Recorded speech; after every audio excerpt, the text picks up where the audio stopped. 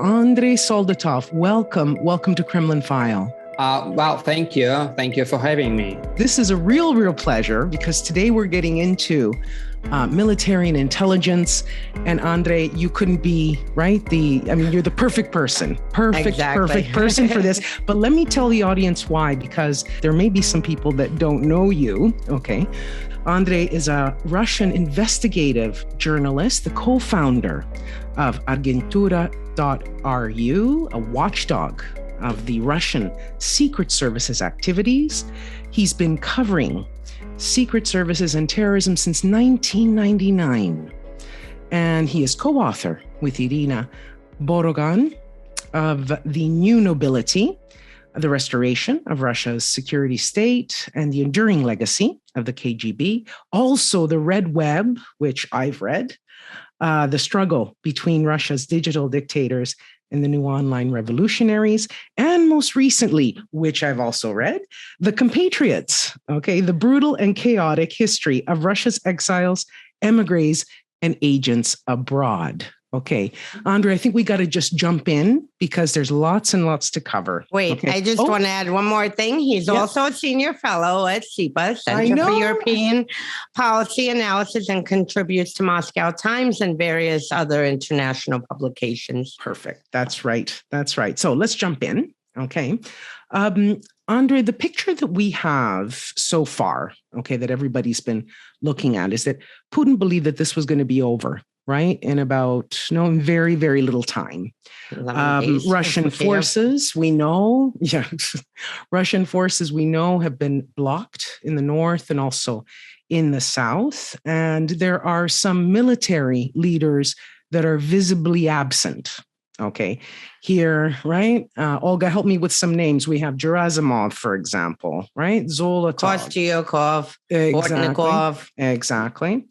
And the change in Russia's military strategy in Ukraine was presented on March the 25th by Sergei Rudskoy. Okay, and he's down low, right, in the thing. So we need to know, Andrei, what is happening, in the leadership? Is there a purge going on?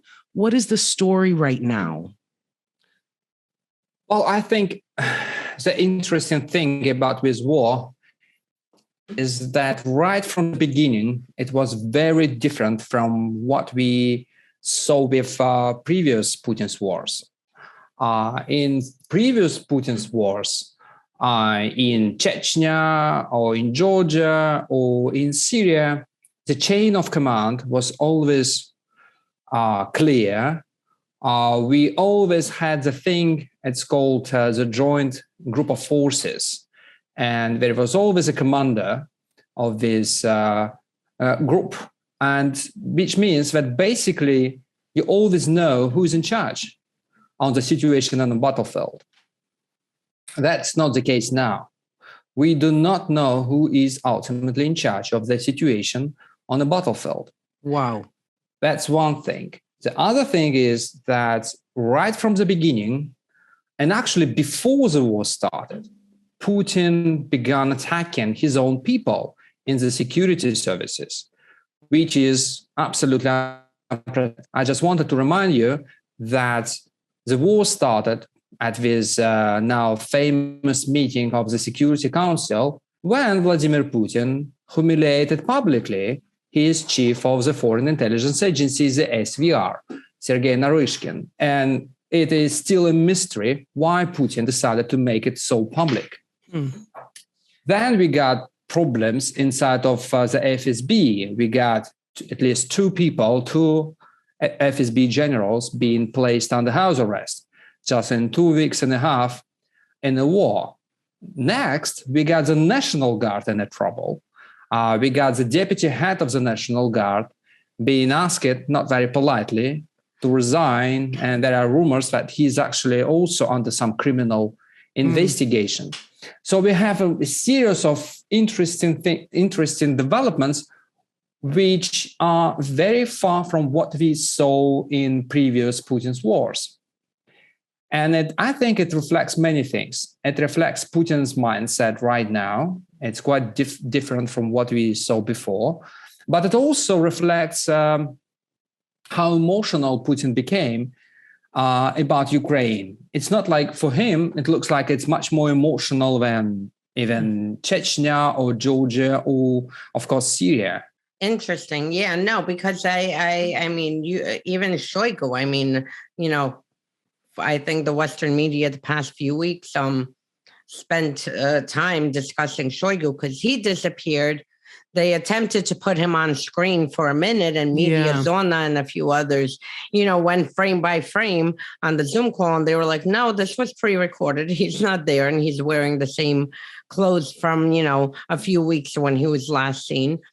And you see a very big strain between Putin, his military generals, FSB, SVR, GRU? That's what you're seeing? Yes, exactly. And you're absolutely right. It's also about the military. And Shoigu was sent there for almost 2 weeks. And he's the only public face of this war we have, as I said before, because we do not know the name of the guy who is in charge of a situation on the battlefield. It means it's everything about the military effort in Ukraine is about Shoigu. And you cannot have the Minister of Defense and such a public figure as Shoigu been absent for 2 weeks. Now he reappeared, and again, he still has a long face. And lots of people telling me in Moscow that Putin is not really happy with him. So yes, it's about basically every security service or the armed force we have, and Putin is unhappy with all of them. Wow. And speaking of Chechnya, what do you make of Kadyrov being promoted to lieutenant colonel? Who, I mean, Kadyrov over this past month, it's been extremely weird because he keeps putting TikTok videos of showing that he's in Ukraine, then he bounces back to Chechnya to meet Patrushev, and then he's back in Ukraine. So what do you make of this situation, the role that now Kadyrov is playing in this, war? Well, what we need to remember that, at least officially, Kadyrov is part of the National Guard, not of the army. And I think it's part of the effort of the National Guard after they were, again, humiliated by the ousting of the deputy commander, that the National Guard wanted to do something to boost the morale of the National Guard and also to convince Putin that everything is fine. And actually, the morale inside of the National Guard is not really great. Just last week, we got this news that 12 officers of the National Guard refused to go to Ukraine. They just said, look, because we do not have foreign passports and we are supposed to act only inside the country, so it makes it absolutely illegal for us to go to Ukraine and to fight there, which is quite ironic because these people, they never had any thoughts about going to Syria or to Georgia, and they never expressed any doubts about legality when they were asked to beat protesters on the streets. Now, all of a sudden, they're all about the constitutional rights. That's one thing. And Kadyrov, of course, and his Chechens, they have a horrible reputation in the country and abroad. And I think the idea of the government and of the National Guard was to send this scary message that these Chechens are here. Please, retreat. And we see it didn't actually work out. But nevertheless, they keep doing this, again, because I think they believe that Kadyrov's presence might help to boost the morale. Okay. I have one more question. Sorry, Mo. Speaking of boosting morale. Good question. No, I mean, it's a pleasure to have Andrei here. I could pick his brain all day. Speaking of boosting morale, there were reports a few weeks ago that Kadyrov said Chechens to go behind the military units, and if they see any signs of weakness or defection, to eliminate Russian military forces. or the soldiers within those units. So, I mean, is there truth to that report? And is it boosting morale, or are they just sending like the fear of God into the Russian military? That if you even think of defecting or surrendering, not defecting, that Kadyrov's, Chechens will take care of you. Well, I'm slightly skeptical that it's exactly what happened. But of course, this kind of message, is not really something you want to hear if you are already in Ukraine fighting or thinking what you're going to do. But it looks to me that is quite interesting, that we have this idea of the Chechens being such a formidable force. But it looks like actually they're used right now mostly in propaganda. We all saw this footage made by the Chechens, and at least what I can get from the Ukrainians analyzing this footage, they say repeatedly that this footage is taken in places where there is no fighting taking place. It's all actually quiet. And I think it's on the line with what we hear from Moscow about the possible potential involvement of the Syrians in this war.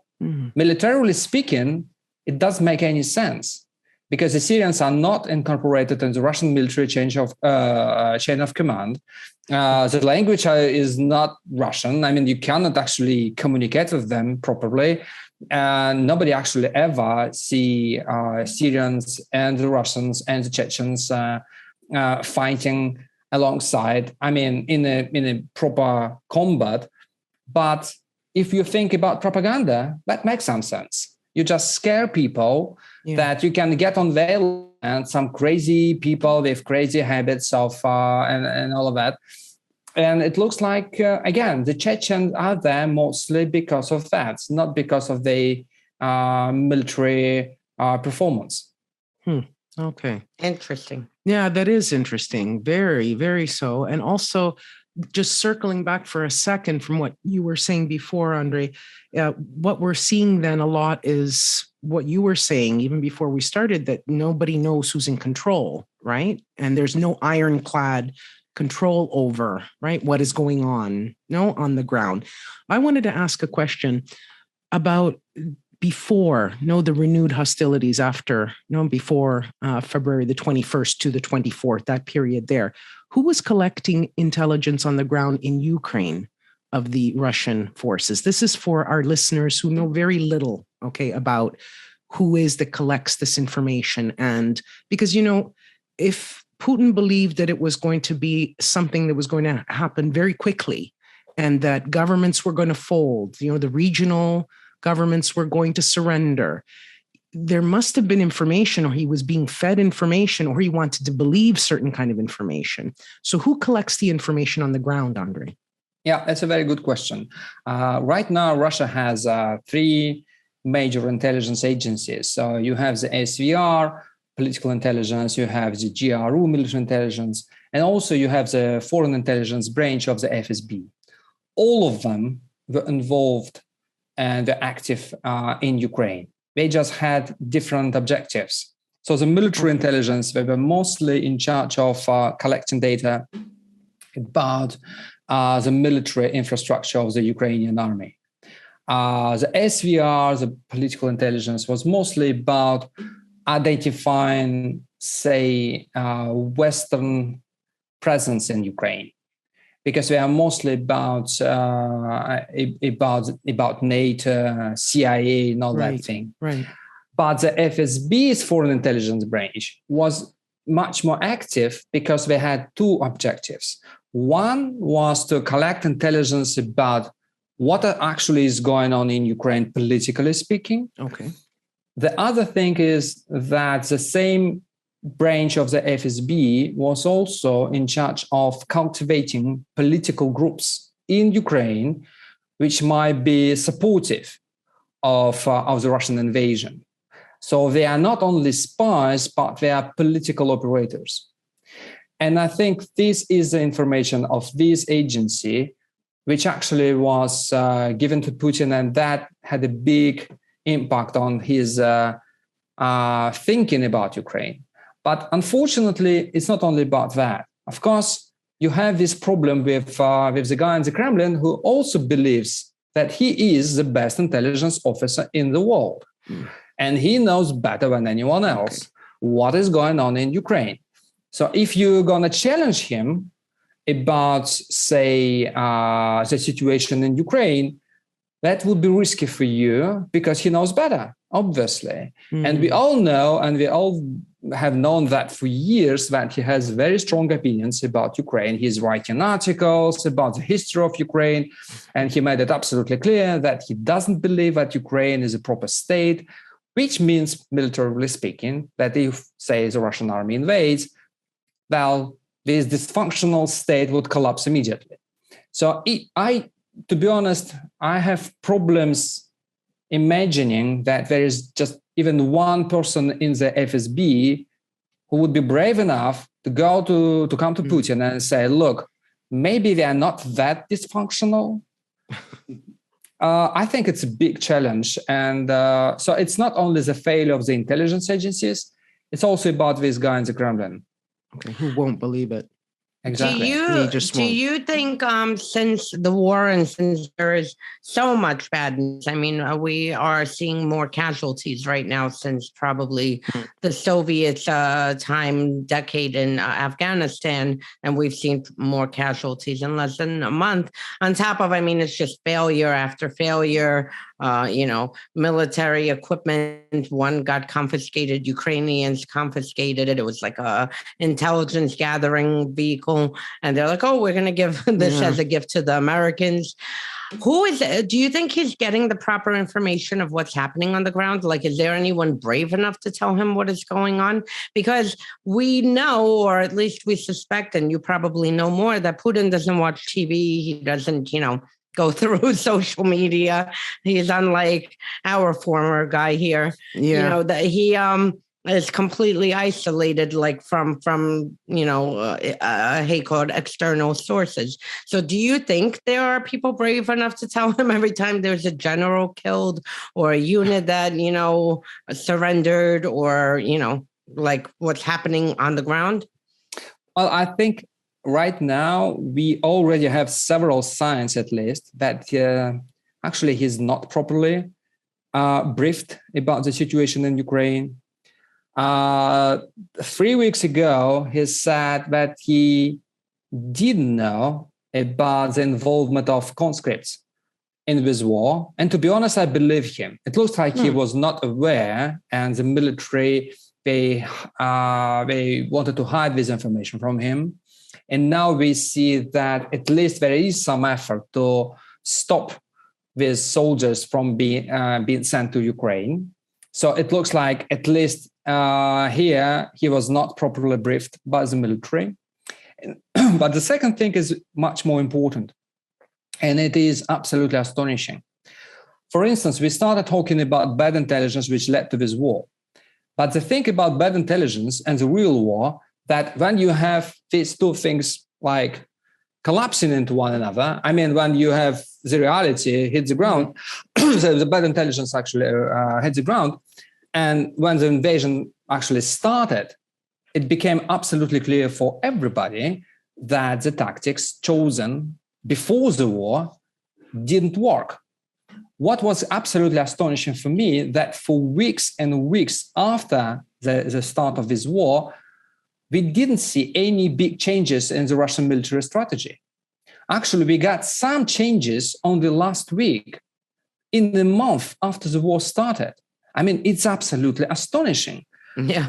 If you think that you would be greeted with flowers, or maybe some political groups would, I don't know, get rid of Zelensky, well, when it never happened, you need to change and to, I don't know, adjust somehow.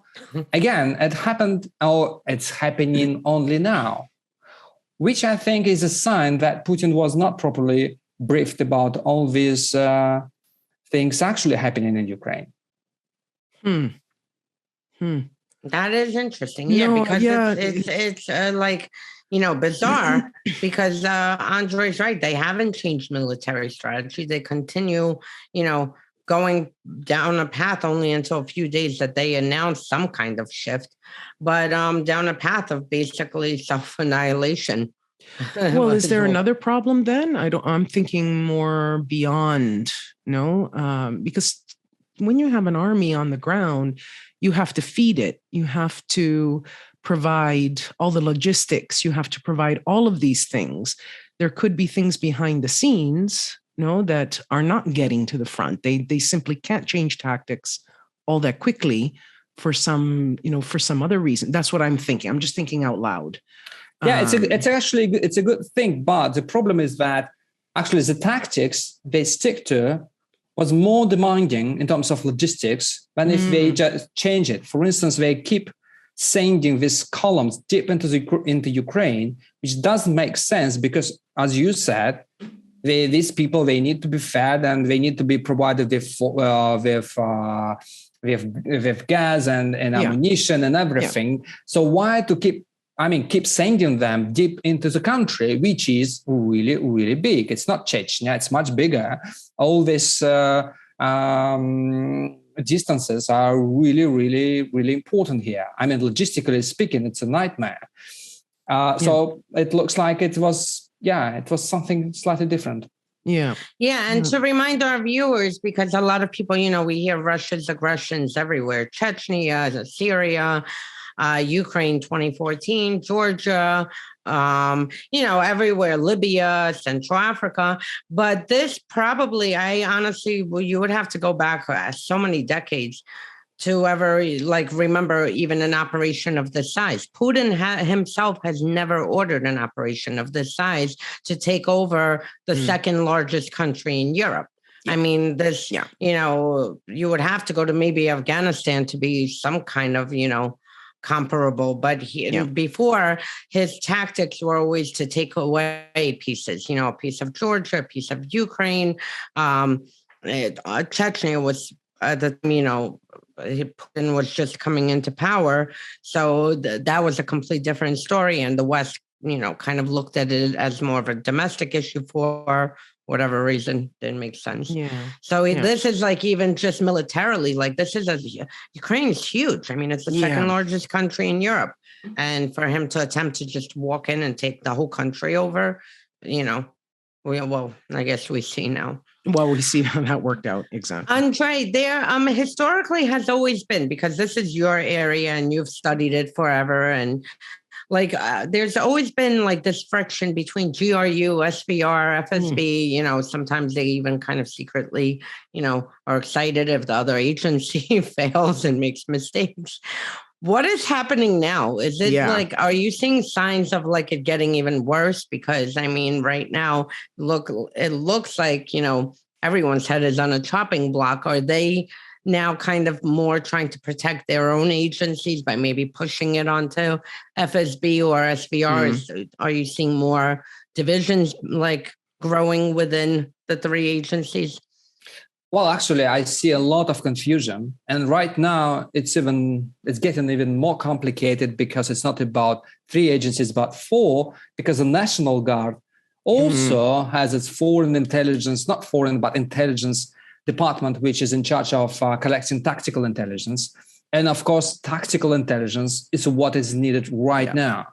And it looks like there are big problems in sharing this information between the agencies and with the troops.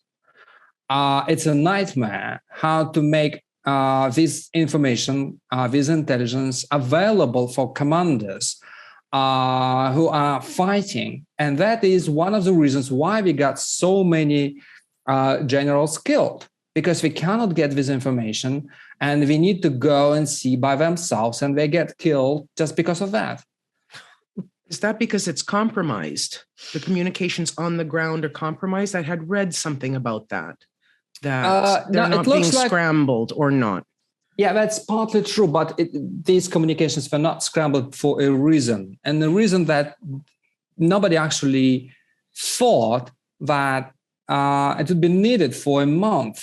That's the problem. So they were not ready for that.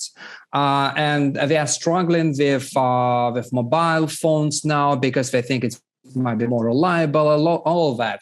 Now they started like supplying communications devices to the troops, but again, it takes time, and also you need to know how to use it.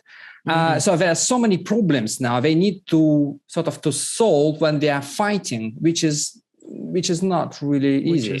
No. Could that be why they said that they're shifting their strategies now to just Eastern Ukraine, kind of more like to fix the logistical errors and regroup and kind of, supply their military and before, and then they might come back to Kiev, although they're still bombing Kiev. So that doesn't. Yeah, it's to be honest, when I heard of this new explanation of that what was our plan, you just didn't get it. To be honest, it's such an interesting thing, because it's something you always see with the Russian security services and the military. They always think tactically. So they have a problem, they have a solution. They think, okay, to achieve this objective, we need to do that and this, and they don't think about the bigger picture. That just because if we assume for a moment that was an original plan to pacify Donbass by attacking Kiev, well, you destroyed your economy by doing this, because most of these sanctions were imposed on Russia because you attacked Kiev. If, say, you would limit your actions on Donbass, I'm very skeptical about Europe, and maybe France and other countries would say, well, that's what we expected them to do. Yes, we would have some sanctions, but with some limits. And only because we attacked the entire country, everybody got really angry and said, look, you cannot do that. So, I mean, tactically, people in the Kremlin might say, yeah, we are achieving our tactical objectives, but they're destroying the country. Yeah, doesn't make sense. Doesn't make sense at all. At all. Andrei, I have a question actually about Abramovich. Okay. Which is, because also the confusion that you're talking about is there's also confusion over this story, right? Because we have the British and the Ukrainians who actually don't say anything. No, they're not even acknowledging it. Well, no, the Ukrainians... What's the story, Olga? No, the Ukrainians say that Abramovich... Okay, so let's back up a drop. Go. Roman Abramovich is an oligarch who allegedly was close to Putin these days. I guess he could, he's somewhat close to Putin, but he's not going to make any final decisions. He somehow got involved in negotiations in order, to end this war. And then during negotiations, the first week of March, he got supposedly poisoned with 2 Ukrainian negotiators. He ended up going to Turkey. He was in Turkey. That is definite. We don't know why, but we did see him at the Turkish airport sometime mid-March. And then the story was he was poisoned with Ukrainian negotiators inside of Ukraine. U.S. says it was environmental things that happened behind the poisoning. Ukrainians say nothing ever happened. And then Abramovich's people say something happened. Something happened. Saying what happened. We just don't know what it is. Symptoms were equivalent to a chemical poisoning. They had peeling skin, red eyes. It clearly whatever it was wasn't enough to kill them or make them extremely, sick. And that's it. Andrei can fill in the rest. Fill in anything that you can give us, Andrei. Yeah, it's such an interesting story. Well, of course, I am not a chemical expert, but what I heard from in yesterday and today is that the symptoms described, they are quite consistent with what was experienced by at least several activists in Russia, including Pyotr Verzilov, who is one of the most prominent Russian activists, and he's a brain behind Pussy Riot. So he is prominent, and he was poisoned in 2018.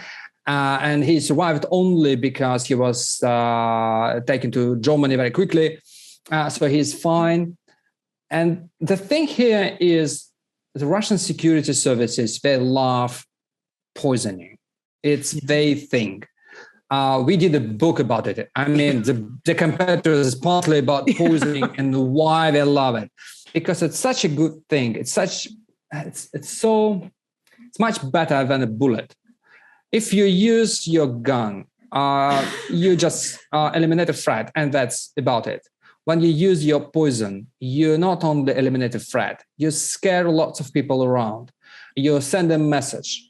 Sometimes you blame the victim because you can say that, no, nobody poisoned anybody. This guy, he got drunk or I don't know what. And it's all about him and his problem. And we heard this a lot when Navalny was poisoned and when Anna Politkovskaya, Russian journalist, was poisoned in 2004 and barely survived. So it's such a good thing for the security services from their point of view. And sometimes the intention is not to kill, but to send a message.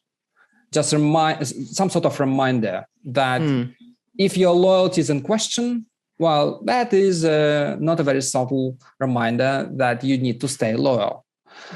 That opens to so many, theories. What actually could go wrong with Abramovich and why they decided to attack him. But again, I think it's just reflects all this confusion we have. Yeah. And again, this confusion is what makes this war so different from all the previous wars Putin ever had. Yeah. Yeah. So this was a message, we would say, I guess this was a message to Abramovich. Is that the idea? I think so, and maybe also to other rich people who are, as we know, now trying to, many of them trying to leave Russia and to find some new standing, because we need to decide for themselves where we are actually in this war. There is no, say, gray area anymore. You cannot say that you are supportive of the Kremlin and at the same time you are liberal. I mean, it doesn't work anymore, I think. Yeah. And lots of people, they need to say something about where they stand. And so maybe it was something like that. And I remember when we researched these books of Compatriots, and I wanted to understand why they used Novichok repeatedly, and it was absolutely that it was a kind of trademark of the Russian security services. And usually you think that these guys, they're supposed to do something in secret. And here you have Novichok, and everybody understands that's about the Russian security services. So why? And lots of people in Moscow and abroad, including some very rich people, told me the same thing, that now they took it as a signal that the rules are changing, that it applies to them as well, and they need to think about it very cautiously and carefully, and how to adjust to this new reality. So there's real fear. There's real fear right now that's going on. That's very interesting.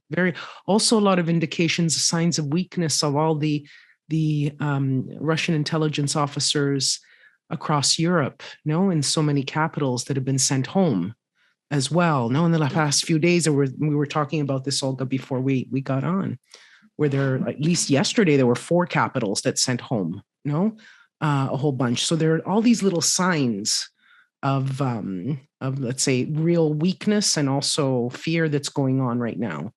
And it's incredible. To be honest, it affects so many things. I hope that one day the book would be written about the role this poisoning actually played in the Kremlin policies. For instance, things which I cannot explain even now, but we hear some signs that, for instance, the foreign ministry, we have this Lavrov guy, and he seems to be so confident and so sure of himself. But we know from many sources that he wanted to be out of this game for years. And at the same time, for at least 5 years, there were several cases when top-level Russian diplomats, they just died for some unclear reasons, like they just died. Remember this guy, Churkin, who was so visible in the United Nations in New York? He just died. And you think... Yeah, he had bad sushi. Exactly. Yeah. So I think that when you have this kind of thing in play, and you have the Russian officials thinking about it constantly, because we do not have an answer, but they need now to think about, take it into account when they plan to say something to Putin, or they need to plan their next career move. This is taken into account right now. Oh, wow. And to add, Churkin was actually the one who, well, I wouldn't say recruited, but was part of the process of making Trump see the Soviet Union in a favorable light in 87. So Trump had lunch with Churkin and like Lauder and Dubinin at the time, who became the Soviet ambassador to UN. So, I mean, it was interesting with Churkin. And then there was like literally Andrei so right. Oh my God. I remember tweeting like every, like, I don't know, it was like a spate of just ambassadors and diplomats dying Turkey, like all across one after another. And I'm like, what is going on? Yeah. Was it Turkey or India? There was another diplomat who also died. A young God, guy. there were like about 9 of them or 10 in a row. Yeah. I remember that. Yeah. Wow. Yeah, no, it could also explain. That's a very interesting point, Andrei. In fact, that's a really, really interesting perspective. And for people who don't understand, and Andrei can fill us in more on this, the Kremlin is the one who created, Putin is the one who created these oligarchs. So he's the one who, they have their wealth because of Russia, because of Putin. So he can at any time eliminate it as well. And now you see, even with this war, like Friedman had come out very in a weird balance. Avin came out, which actually made me laugh because he was complaining his assets were frozen. He's never driven a car before. How is he going to pay for housekeeping? And then, but he did make a clear indication he does not want to go back to Russia because he knows, that he'll be trapped there. But right, Andrei, Putin is the one who made these oligarchs. I mean, it was his system who kind of took away the competition and put these. Yes, and yes, of course, we had this first generation of the oligarchs in the 1990s. But the thing which we need to remember that Putin always was really good at playing with these guys and finding new incentives for them to stay loyal to the Kremlin. And that became a really big thing after 2014, after the invasion of Crimea. Because lots of these people, they corporations, they lost many contracts in the West. And what Putin did, and that was really smart of him, he offered them contracts, state contracts, mostly military. And in 5 years' time, many of these guys, they became part of the Russian military-industrial complex. So when they say to Western journalists that they don't understand why they got under sanctions, they have no say in the Kremlin, blah, blah, blah, that is partly true. Of course, their political influence diminished, but their role in rebuilding the Russian military-industrial complex is huge. And that we need to remember. Now let's take a break and talk about our partner, Athletic Greens. I started taking Athletic Greens because, who hasn't put on COVID pounds? And it's become part of my morning routine. It's one scoop in the water and I shake it up and I start my day that way. And I'm feeling so much better. I sleep better. It has all the vitamins, 75 high quality vitamins, minerals, whole food source, superfoods, probiotics, and adaptogens. They send you the whole kit with the bottle, so you don't have to do anything except pour one scoop into the bottle they provide, add water, and shake it up. To make it easy, Athletic Greens is going to give you free 1 year supply of immunosupporting vitamin D and 5 travel packs with your first purchase.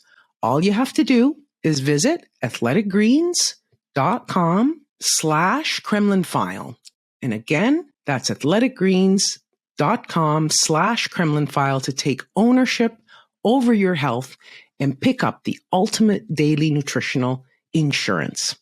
There was an FSB list that was released with 620 FSB agents, and that had their, phone numbers and divisions and a lot of personal information. What do you make of that list that came out?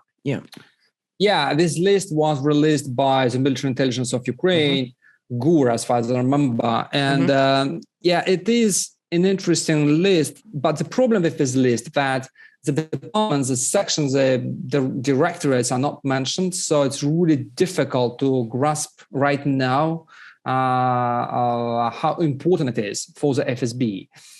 It looks like there are some people who are not really important, but also there are people who are quite important. And I think it is an interesting game we have here, because this war started, and actually, it started with US intelligence making a bold decision to make public lots of intelligence stuff about the Russian security services and Russian military plans, which was absolutely unprecedented. What we see here is that the Ukrainians, they're using public space to convey something to the Russian security services.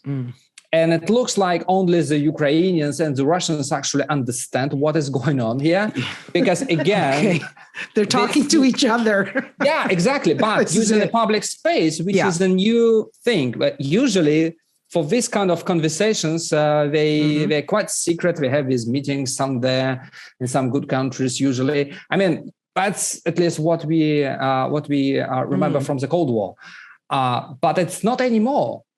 They're all using public space now, exchanging these messages, which is very intriguing, but a bit annoying because we do not understand how important it is. Yeah.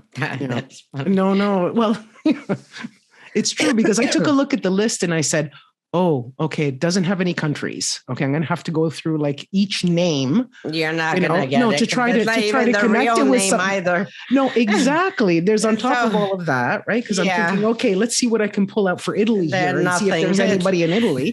It's like looking at a bunch of names on a bank list. Account numbers. Like 100 bank account numbers, and that's it. Like that's. It has. So it's like for anyone who's not in this, it's like okay, names that are one of several variations. All right, to finish up, what do you think is inside? Like, what's the chatter inside? Like, do you see people around Putin getting aggravated? Are they even able to get meetings these days with Putin, or is everything via Zoom? Like, what do you see happening? Like, what's Putin's future direction? There are two things which I think are really interesting. First, there's a striking difference between what we see now and what we saw in 2014.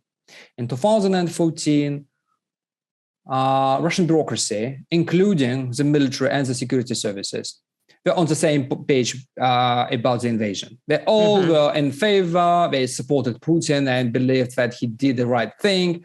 They're all united. That was absolutely clear. Now, lots of people inside, they say something like, yeah, we believe that something should be done about Ukraine, but the way it's done, it's not really good because it's not going according to plan. And all of them now, they blame just one guy, Putin, which is quite unprecedented because Putin was always quite popular within the bureaucracy.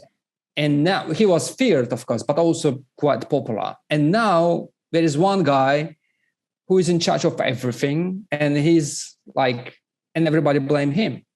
And that created distance between the Russian bureaucracy, even security services bureaucracy, and Putin, which might be something. The second thing which I find interesting is this attack on the FSB started with something about misusing government funds, that look, we give you lots of money to, corrupt political parties in Ukraine. They never deliver, so where is money? This kind of thing. But now it's developing into something much more political, because now there is a talk that the military counterintelligence started looking into the activities of the department of the FSB, and the military counterintelligence is usually about hunting mold. So it looks like a lot of people in the Kremlin now remember how accurate the US intelligence was before the war, and they started looking for a spy, for a source for the US intelligence. And of course, it's quite understandable why they started looking for a spy inside of the FSB, because actually in the Russian security services bureaucracy, this department of the FSB, which is in charge of operations in Ukraine, is also in charge of maintaining official contacts with the CIA. So you start looking in an obvious place where people, just by definition, they have some contacts with the CIA. But of course, it's really bad for the climate inside, because if you see everybody looking for a spy, you think that probably it's better to be really cautious with what you say, what you report, what kind of stories you share with your friends, what kind of anecdote about Putin you share, because it's not the time for doing this. So I would say that right now the morale inside is not really high. Yeah, they're all looking over their shoulder. And at the same time, Tad, Ukrainians have had, they keep intercepting and getting intelligence also, which, I think Russia is fearing that it's being leaked from inside, right? The services. Yeah. Like they uncovered that group that was going, what is it? A group of FSB, a hit squad or something that was in at the Slovakia-Hungarian border. If I'm not mistaken, it was a group of agents, or there was one FSB, but they had hired people, I think. And they said that they got that intelligence, if I'm not mistaken, that it was leaked, if I'm not mistaken. That's what the Ukrainians say, but I don't know. This is the story. It's fascinating. It is. You could go on and on. It's great. Right, it's great. Andrei? It's like the spy wars between Soviet Union and U.S. And now you're seeing four. You see the British, U.S., Ukrainian, and Russian spy wars now. And now inside Russia, there's more. It's interesting. Yeah, it's interesting, but just really horrible. I'm a Russian, and I feel really, really horrible about what is going on. And to be honest, just emotionally, it's really difficult. And one thing I do not understand is every second family in Russia has some relatives in Ukraine, including my family. And I think I don't quite understand why so many people support it. I don't get it. I don't get it either. I'm half Russian, half Ukrainian. And you have a lot of cases like that where you have someone who is from both countries, and it's just I don't have words. Yeah, I don't know, but I don't know how clear. I don't know. That's one thing I don't know. I have no words for anything. There's a lot of people. If you think about, this is something that needs to be studied, I guess, in the future. Understanding the impact of information on a certain, at a certain level. I don't buy that. Years? I don't buy that because there's enough videos coming out. There are people calling their family members and saying, I am in a bomb shelter. No. One died. I'm not discounting that. I don't buy it. I'm not discounting that. What I'm trying to say is that, for example, even in the United States, you have people that have evidence that their loved ones died of COVID, but they don't want to accept it. Okay, that's what I'm talking about. Yeah, but COVID is a silent killer. Yeah, COVID is a silent killer. Here, there are images of children being pulled out of rubble. It's a complete different visual than going to hospital and, and dying and being attributed to COVID. And then the person will say, oh, but they had something else, Here you're seeing the images I've seen, I can't even, I don't have words. You see like a room filled with just bodies tossed on top of each other, kids.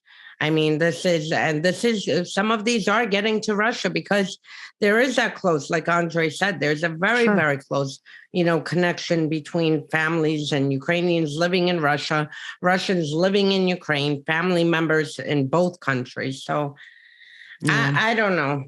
It's an open, it's something I think that in the future, a lot of people will be looking at to see, what it is. What's the mood inside of Russia, Andrei? Like, what do you think? Is it penetrating? Anything penetrating? Yeah. Anyone? Yeah, of course. Some social media are still available. YouTube is still available. And my relatives and friends, they rely on YouTube because now we have lots of Russian journalists who just fled the country. They launched their channels and they report news on YouTube. Also, Telegram is available and it's not blocked. And even if you get something blocked, still you have access to VPN services and it gets you where you want it. So it's fine. But what I see and what people telling me, and it is really frustrating and to be honest, horrible, is that it looks like now the number of people who are supportive of the war is increasing. I don't quite understand that. Why? I don't know. And it looks like sometimes you think it's all about information control, but sometimes it's not. Just I keep thinking about this interview, which was published in Komsomolskaya Pravda, pro Kremlin media tabloid, which is widely popular, like millions of views and all that. And it's a print newspaper, one of the most popular newspapers in the country. And just 2 weeks ago, the former head of ground troops of the Russian army was asked to provide some explanations about why they stalled. And he said that, look, he started providing some explanations about the operation in Mariupol. And he said, look, we're not going to do something like the Germans did in Stalingrad. So that is why. And then he provided some explanations. And you think, wait a second, you have a general of the Russian army right now comparing the Russian army with the German army attacking Stalingrad. It's insane. Yeah. You made this war. The whole thing about this war was all about fighting Nazis. And now you have a Russian general in the Russian pro-Kremlin media comparing the Russian army with the German army attacking Stalingrad, and you find it and you think it's fine. Yeah. Andrei, where can people find your work? And thank you so much for coming. I mean, I literally could keep you here for hours and hours picking every single, thing, because I mean, you're an expert on all of this. Where can people find your work? Well, on the site of CEPA, of course, and the Washington Post and Foreign Affairs, mostly, in these places. And also, of course, we have our website, agentur.ru, for people who actually read Russian. So we try to keep it updated because we think it's of utmost importance we launched this website 22 years ago, actually, in September 2000, when Putin just became president, because we believed in the idea of transparency for the Russian security services. And we still believe it's important. And maybe now it's even more relevant than ever. Yeah. So yes, our website is blocked in Russia, but VPN services are available. So the website is available. And that's the way you can find what Perfect. I'm writing. Okay, we'll put a link to your website and we'll add the CEPA link and everything else in your Twitter link, of course. Thank you. Great. Hey, everybody, if you enjoyed this podcast, don't forget to subscribe and please visit our website, kremlinfile.com. This is a Bunker Crew Media production, hosted by Olga Lautman and me, Monique Camarra, with executive producers Marley Clements, Jack Bryan, Grant DeSimone, Ben Brett, and Jordy Mycelis of Midas Media, with associate producers Ruby Franco and Sarah Metz. Theme music by Oreste Camarra. Sound editing and mixing by Joy Ellett. Subscribe to Kremlin File wherever you listen to podcasts.